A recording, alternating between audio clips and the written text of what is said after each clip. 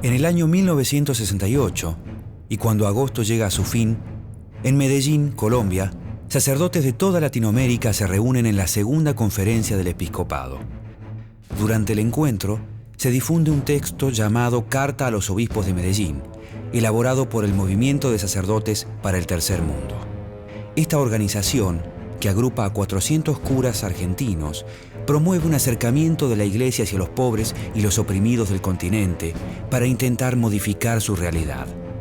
El documento obtiene el apoyo de cientos de sacerdotes de toda Latinoamérica y a partir de entonces, los curas argentinos se convierten en la vanguardia del reformismo que sacude las conservadoras estructuras de la Iglesia Católica en todo el mundo.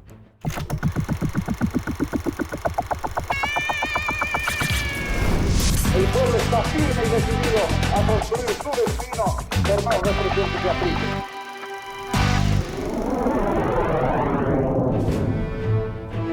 En octubre de 1958, ante la sorpresa del mundo cristiano, Angelo Giuseppe Roncalli, un sacerdote bergamasco de origen campesino, es nombrado Papa de la Iglesia Católica. Conocido como Juan XXIII, el Papa Bueno, Roncalli inicia un pontificado que se caracterizará por sus medidas progresistas y renovadoras de la institución religiosa. Desde un principio, el nuevo Papa deja en claro que su propósito es acercar la Iglesia a los hombres, sin importar razas ni jerarquías, y con la publicación de sus dos encíclicas, Madre y Maestra y Paz en la Tierra, muestra su preocupación por los problemas sociales que afectan al mundo. Estos documentos, que rescatan la doctrina social de la Iglesia, publicada en la encíclica Rerum Novarum de León XIII, hacen hincapié en la defensa de los trabajadores, en el intervencionismo del Estado y advierten que la paz solo puede conseguirse a través de un orden justo. A los pocos meses de su consagración, el Papa toma una decisión trascendental que influirá de manera decisiva en la Iglesia Católica latinoamericana. El 25 de enero de 1959, anuncia la convocatoria a un concilio ecuménico, el segundo con sede en el propio Vaticano. Según sus propias palabras, el propósito del encuentro es adaptar la Iglesia a los nuevos tiempos, lograr su renovación para hacer más efectiva la tarea de evangelizar. La noticia causa conmoción entre los fieles católicos y mantiene en vilo a muchos mandatarios de países cristianos que pueden verse afectados por las nuevas definiciones de la Iglesia. Juan XXIII, el pontífice octogenario, tildado por muchos como una figura de transición, se revela ahora ante el mundo como un papa revolucionario. Es así como entre octubre de 1962 y diciembre de 1965, 2.500 sacerdotes se reúnen en 4 períodos para reelaborar la teología, renovar la liturgia y proponer un nuevo acercamiento entre los sacerdotes y el mundo de los fieles. Aunque su salud declina rápidamente, Juan XXIII dedica todas sus energías a la conclusión del concilio. Pero en junio de 1963, durante un receso conciliar, el Papa muere sin ver terminada su obra. Semanas más tarde, el cónclave de cardenales elige como su sucesor a Juan Bautista Montini, quien adopta el nombre de Paulo VI. El nuevo Papa se compromete con la tarea emprendida por Juan XXIII y continúa con el concilio y las reformas. Al igual que su antecesor, Paulo VI hace público su deseo de acercar la Iglesia a la clase trabajadora y a los más humildes. El 8 de diciembre de 1965, luego de arduos debates, finaliza el Concilio Vaticano II. El resultado es un voluminoso conjunto de documentos en los que, además de renovar la liturgia, se condena la pobreza, la injusticia y la explotación provocadas por el afán humano de poder y riqueza. Asimismo, se incita a los cristianos a luchar por la igualdad en nombre del amor al prójimo. De inmediato, la Iglesia argentina se ve sacudida por el proceso interno que vive dicha institución. El clero más joven, que se identifica con las reformas propuestas por Juan XXIII, intenta impulsar una renovación en la Iglesia local. Pero las cúpulas eclesiásticas se resisten a estos cambios, situación que lleva a un inevitable enfrentamiento con las nuevas generaciones. A partir de entonces, a quienes adhieren a los principios reformistas se los denomina posconciliares y a sus opositores preconciliares. Esta división no se genera solo por cuestiones referidas a la liturgia, sino también por el rol que deben cumplir los sacerdotes en la comunidad. Desde comienzos de los años 60, muchos sacerdotes toman el ejemplo de los curas obreros franceses y de la prédica del filósofo Conrado Eggers, quien promueve un diálogo entre cristianos y marxistas. Ellos le plantean a la jerarquía católica la necesidad de que la Iglesia se comprometa con la realidad social del país. Los nuevos aires que soplan en Roma le dan impulso al grupo postconciliar y en poco tiempo, cientos de curas se acercan a las clases trabajadoras. Algunos sacerdotes se instalan en las villas y comparten las condiciones de vida de los sectores más desposeídos. Muchos trabajan en las fábricas durante el día y otros se internan en las provincias, en regiones alejadas donde la pobreza, el analfabetismo y las enfermedades son un mal crónico.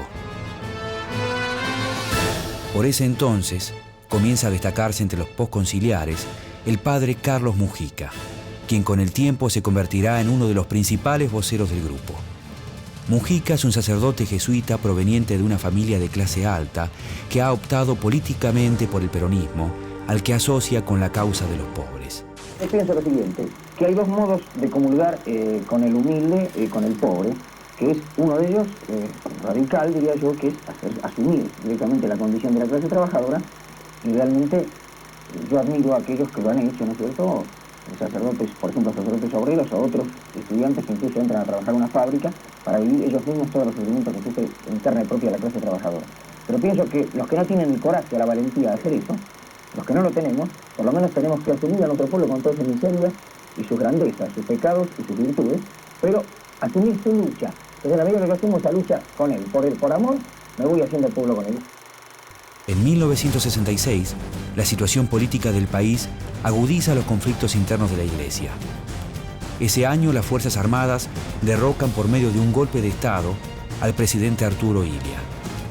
En su lugar asume el general Juan Carlos Onganía, un militar ultracatólico y conservador, de ideas claramente preconciliares.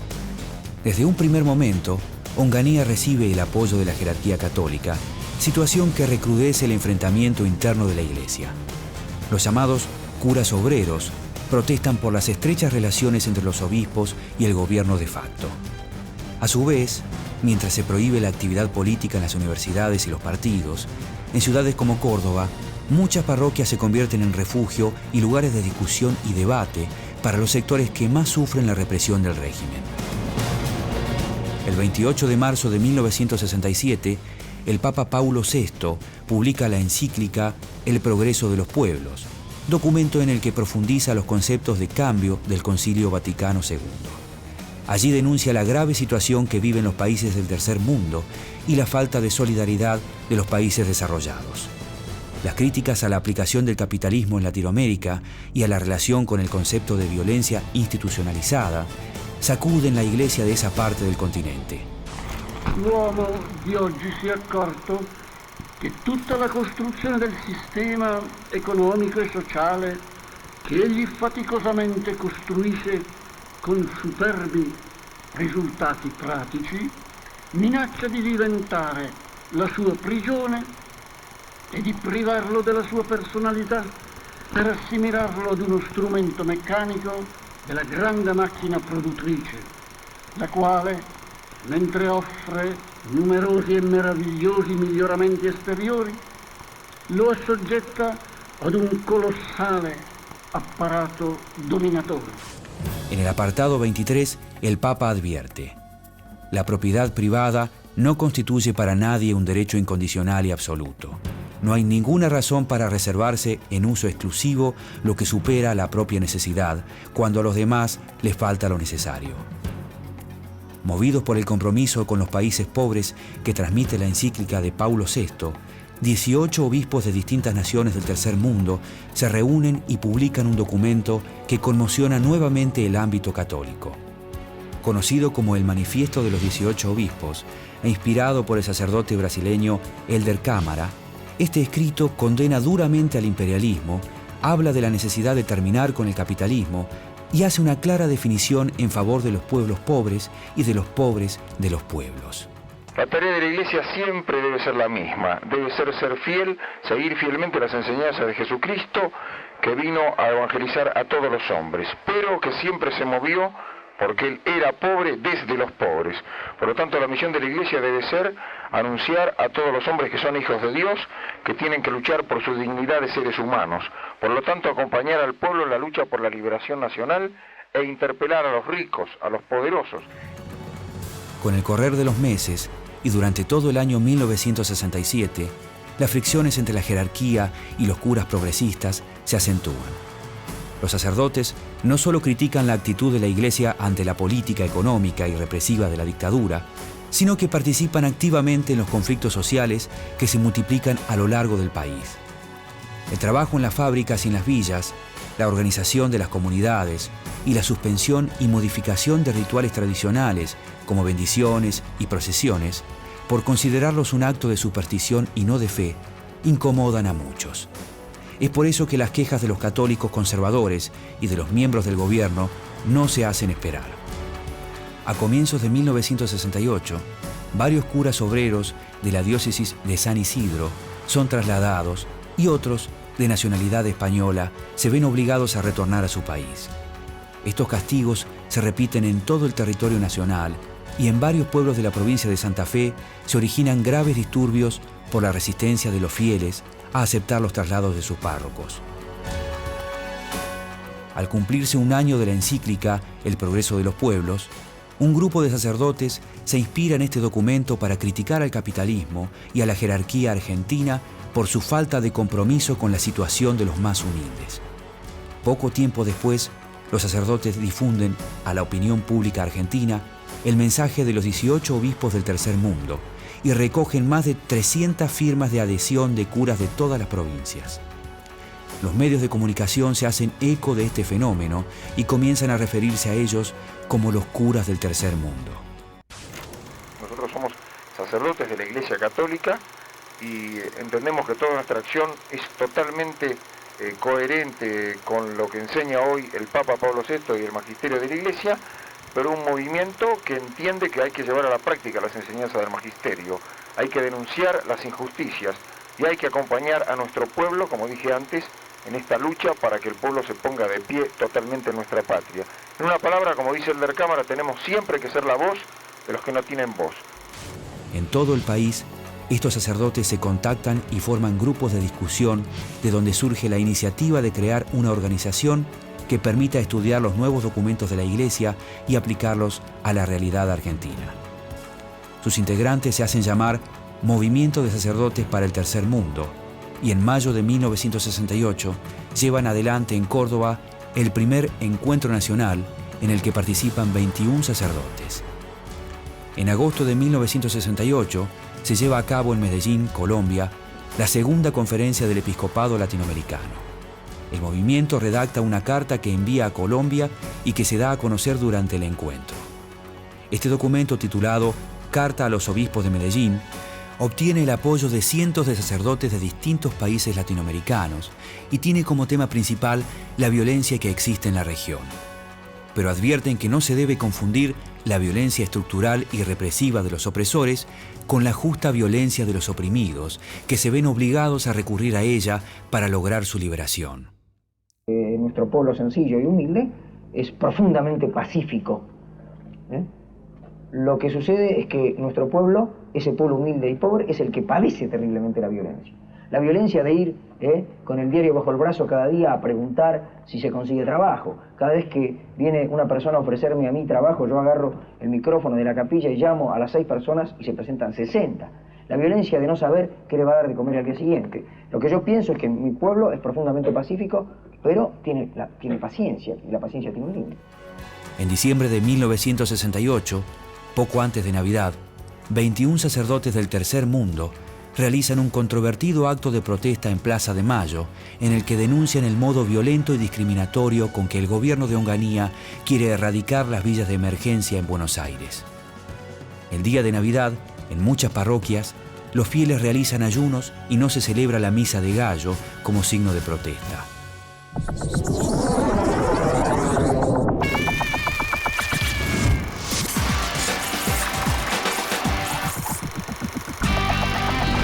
comienzos de 1969, el arzobispo de Buenos Aires, Monseñor Aramburu, prohíbe a los sacerdotes de su arquidiócesis manifestar opiniones políticas públicamente. Este llamado a silencio frente a la enorme crisis social que vive el país genera una gran polémica. No se puede ocultar que en la actualidad los grandes y acelerados cambios de los más diversos órdenes han provocado una correspondiente revisión de panoramas, juntamente con una actualización de la ciencia y de las técnicas, incluyendo en todo esto también a la Iglesia, su sacerdocio y a sus métodos pastorales. Y desafortunadamente, no pocos sacerdotes se han introducido en una problemática acerca del ministerio sacerdotal, con características de crisis que incluye dudas, desorientaciones y a veces cuestionamientos. En mayo de 1969 se realiza en la localidad de Colonia Carolla, Córdoba, el segundo encuentro nacional en el que participan 80 sacerdotes de 27 diócesis. Al finalizar las reuniones, se aprueba el documento Coincidencias Básicas, en el que se hace referencia explícita a la necesidad de un urgente proceso de cambio revolucionario desde las bases. También se formaliza el rechazo al sistema capitalista para marchar en búsqueda de un socialismo latinoamericano que promueva el advenimiento del hombre nuevo. Esta declaración representa un abierto desafío a la orden de Monseñor Aramburu. En primer lugar, pienso que la palabra patrón y opresor significa lo mismo. En el sistema capitalista, el ser patrón o el ser empresario necesariamente supone la condición de opresor, porque la estructura de la empresa en el sistema capitalista se basa en la explotación del hombre por el hombre. De modo que, así ese patrón se llame peronista o se llame cristiano, lo que fuere, en la medida en que a mí me oprime, yo tengo el deber de luchar no contra él, sino por mi liberación. Yo tengo que sacarle el pie que él me pone encima a mí, no por odio a él, por amor a él, porque a él le hace mal oprimirme y a mí me hace mal que él me oprima. La discusión en el interior de la Iglesia crece y en abril de 1969, durante el encuentro episcopal argentino, los obispos publican un texto en el que apoyan el concilio y las encíclicas sociales, pero con el que buscan terminar con los cuestionamientos de los curas rebeldes. Monseñor, ¿usted interpreta a este documento como una respuesta a la situación que surgió dentro del clero y los laicos católicos? También esta es una pregunta bastante delicada y la conferencia da una respuesta en el mismo documento. Dice: no queremos ni debemos ahondar las dificultades que vibran en todo el pueblo de Dios, en los sacerdotes, en los religiosos, en los laicos. Nuestra respuesta a todo lo que se nos ha hecho llegar no puede ser una nueva declaración. Las conclusiones concretas del encuentro de San Miguel son la respuesta, aunque imperfecta, a todo lo que vivimos y a lo mucho que se nos pide. Los sacerdotes hacen poco caso del texto y lo tildan de preconciliar. Un mes después, participan activamente de los grandes levantamientos populares, como el Cordobazo, que sacuden la Argentina y socavan el poder de los militares. Muchos de ellos sufren en carne propia la represión del régimen, como el cura cordobés Milán Piskovich, que es detenido durante el levantamiento. Los curas también se destacan por las tareas que llevan adelante para afrontar los grandes problemas que afectan a las barriadas humildes, como las inundaciones y los incendios. Son comunes los incendios en villas miserias. ¿Por qué? Bueno, en parte por la precariedad de las construcciones.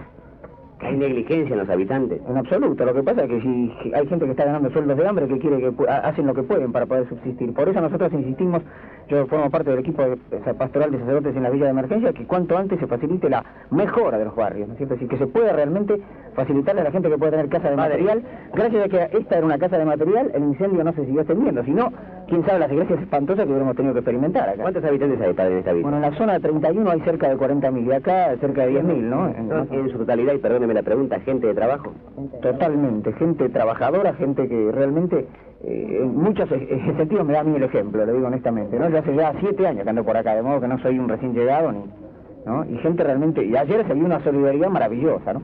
A mediados de 1970, el secuestro y asesinato del general Aramburu, consumado por la organización guerrillera Montoneros, vuelve a poner todas las miradas sobre el movimiento de sacerdotes. Durante las investigaciones, la policía manifiesta que los curas tercermundistas Carlos Mujica y Alberto Carbone han sido consejeros espirituales de 3 jóvenes guerrilleros sospechosos de participar del asesinato de Aramburu: Fernando Abal Medina, Carlos Ramos y Mario Firmenich. En septiembre, Abal Medina y Ramos mueren en un enfrentamiento con la policía. Durante las exequias, el padre Mujica pronuncia las palabras de despedida a los guerrilleros. Te pido, Señor, al mismo tiempo que los lleves contigo a la vida eterna, que ellos no hayan muerto en vano, sino que nosotros, impulsados por el amor a ti, por el deseo de glorificarte, Señor, no con las palabras sino con las obras, luchemos por la justicia, por la fraternidad, para que todos en nuestra patria, sin explotación, sin marginación de nuestros hermanos, los pequeños, los pobres, los humildes, podamos constituir esa patria grande, esa patria en la cual seamos hermanos, en la cual mostremos con los hechos que somos realmente sus discípulos, y podamos entonces nosotros también ser dignos de estar un día en tu gloria, donde gozaremos para siempre de tu amor y de tu Hijo. La misma noche del funeral, Mujica es detenido, inculpado de incitar a la violencia. A partir de ese momento, los sacerdotes del Tercer Mundo son acusados de tener vínculos con la guerrilla. Aunque la mayoría de ellos no está de acuerdo con la violencia de las organizaciones guerrilleras, es cierto también que ninguno se niega a condenarla mientras la dictadura se prolonga. El otro día en una reunión de sacerdotes en las cuales estábamos sacerdotes del Tercer Mundo, que no son del Tercer Mundo y que son del anti-Tercer Mundo, pero una reunión de distintos sectores de sacerdotes, se habló así informalmente sobre la situación, porque estábamos muy preocupados por la situación política de nuestra patria, y la conclusión fue unánime. Si acá no hay elecciones libres, nosotros no vamos a poder impedir que miles y miles de jóvenes engruesen los grupos guerrilleros, porque acá ya la alternativa es límite. Pablo VI condena la revolución violenta en la Populorum Progressio, a no ser, dice, en el caso de tiranía evidente y prolongada, que ponga en peligro los bienes de las personas y de la comunidad. Si acá no hay elecciones libres y hay proscripciones, se configura claramente la condición de tiranía evidente y prolongada.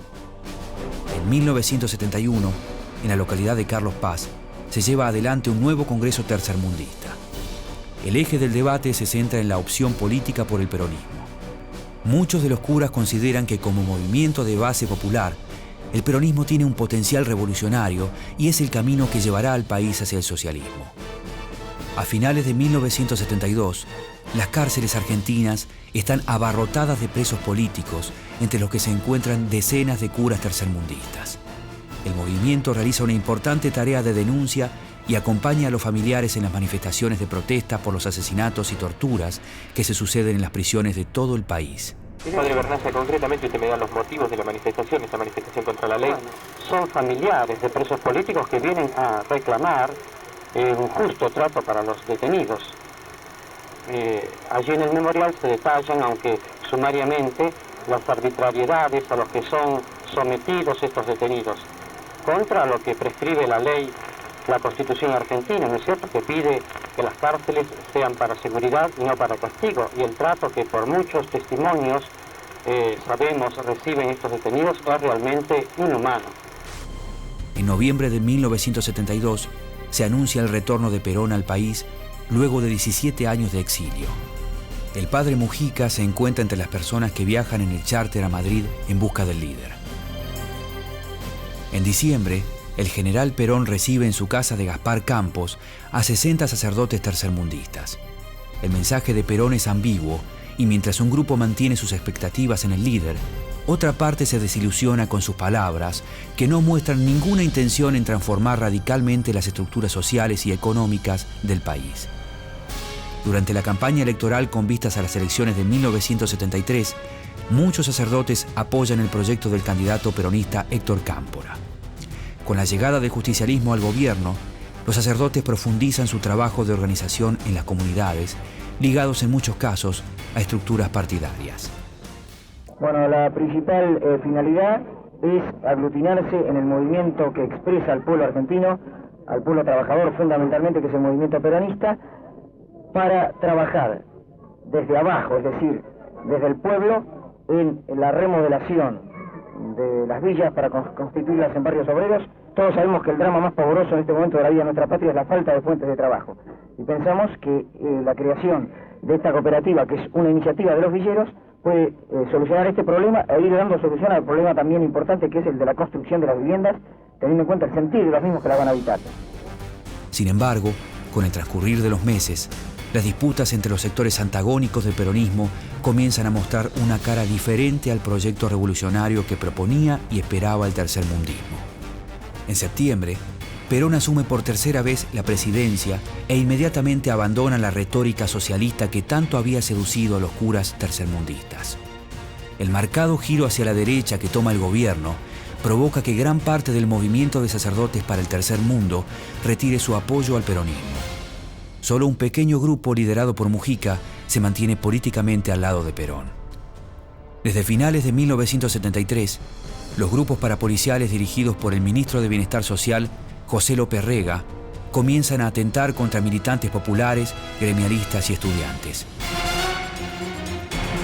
En marzo de 1974, Mujica renuncia al cargo que ocupa en el Ministerio de Bienestar Social por discrepancias con el plan de erradicación de villas implementado por López Rega.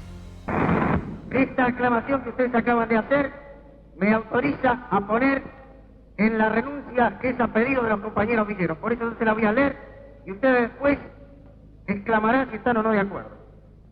Discrepando fundamentalmente con la política del Ministerio de Bienestar Social con relación a las villas, ya que se les niega a los compañeros villeros toda participación creadora en la solución de sus problemas, y a pedido de los compañeros villeros, renuncio a las funciones de asesor de este ministerio y reafirmo mi adhesión al proceso de reconstrucción nacional impulsado por el general Perón, trabajando como sacerdote desde el pueblo y junto al pueblo, como lo señalan nuestros obispos. El 11 de mayo, el padre Carlos Mujica es asesinado por un comando de la AAA mientras sale de una misa en la parroquia Francisco Solano. Su muerte es un duro golpe para el movimiento del que ya no podrá recuperarse. Dividido con respecto al peronismo y perseguido por las fuerzas de seguridad, el organismo comienza a desmembrarse. Mujica no es la única víctima del terrorismo.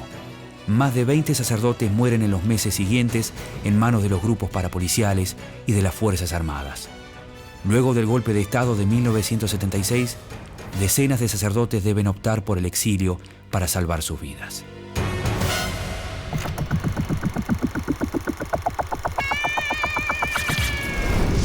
Las Fuerzas Armadas produjeron la única respuesta posible. No hay enemigo pequeño ni fuerza desdeñable, porque ya no hay pueblos aislados.